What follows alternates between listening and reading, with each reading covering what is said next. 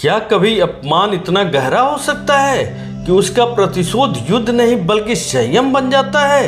युद्ध की दहलीज पर खड़े पांडव, कुरुक्षेत्र से पहले एक और युद्ध होने वाला था। युद्ध था निर्णय का। हस्तिनापुर के राज दरबार में अपमानित होने के बाद द्रौपदी की आंखों में क्रोध की ज्वाला धधक रही थी, भीम की भुजाएं फड़क रही थी, अर्जुन के धनुष की प्रत्यंचा कांप रही थी। तुमने जैसे ही कहा हमें हस्तिनापुर पर चढ़ाई कर देनी चाहिए। द्रौपदी, नहीं भ्राताश्री, ये समय भी युद्ध का नहीं है। क्या मुझे वो सभा याद नहीं जहां मेरे केस खुले थे? क्या मैं भूल गई वो क्षण जब धर्म के नाम पर मेरा चीरहरण किया गया? नहीं। पंचाली के भीतर ज्वाला धधक रही थी, पर उस ज्वाला में भी विवेक का दीप अभी भी जल रहा था। वो जानती थी प्रतिशोध अधूरा न्याय नहीं, पूर्ण धर्म के साथ होना चाहिए। द्रौपदी, आर्यपुत्र, आपने प्रतिज्ञा ली थी, पर क्या धर्म हमें आज ही युद्ध की इजाजत देता है? क्या भूल गए आप सबने जुए की शर्तों में 12 वर्ष का वनवास और 1 वर्ष का अज्ञातवास स्वीकार किया था? अगर आज हस्तिनापुर पर चढ़ाई की तो वह कहेंगे पांडव अपनी शर्तों से भाग गए, फिर कोई हमारा धर्म नहीं मानेगा, केवल हमें अधर्मी कहेगा।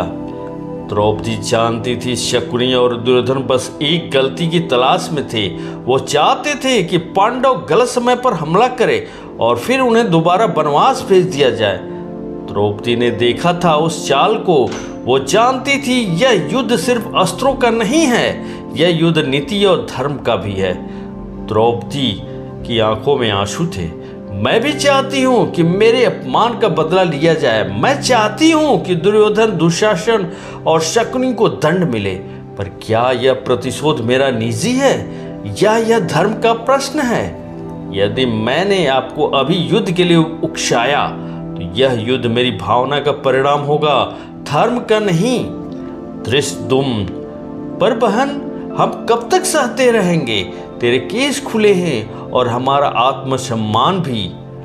अर्जुन, द्रौपदी, तूने हमें रोक दिया, पर यदि तेरा संकेत हुआ तो मेरी गांडीव सबसे पहले दुर्योधन के सिंहासन पर गिरेगा। युधिष्ठिर, द्रौपदी, तुम्हारा धैर्य, तुम्हारा निर्णय धर्म के लिए सबसे बड़ा उदाहरण है। आज तुमने हमें प्रतिशोध से नहीं, धैर्य से विजयी बनाया है। धर्म वह नहीं जो क्रोध में उपजे, धर्म वह है जो समय के साथ खड़ा हो। द्रौपदी, तूने धर्म की रक्षा की है, अब धर्म तेरी रक्षा करेगा। और ऐसे द्रौपदी ने युद्ध को टालकर पांडवों के एक और पराजय से बचा लिया। उस दिन उन्होंने आक्रमण नहीं किया, पर एक ऐसे युद्ध की नींव रख दी जो कुरुक्षेत्र में हुआ और जिसमें न्याय का सूर्य उदय हुआ।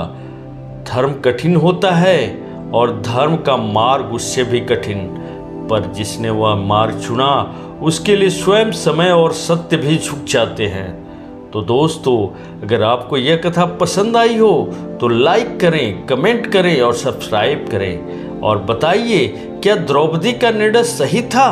हमें आपका जवाब का इंतजार रहेगा। धन्यवाद। फिर मिलेंगे खास वीडियो के साथ, तब तक देखते रहिए भक्तिमय।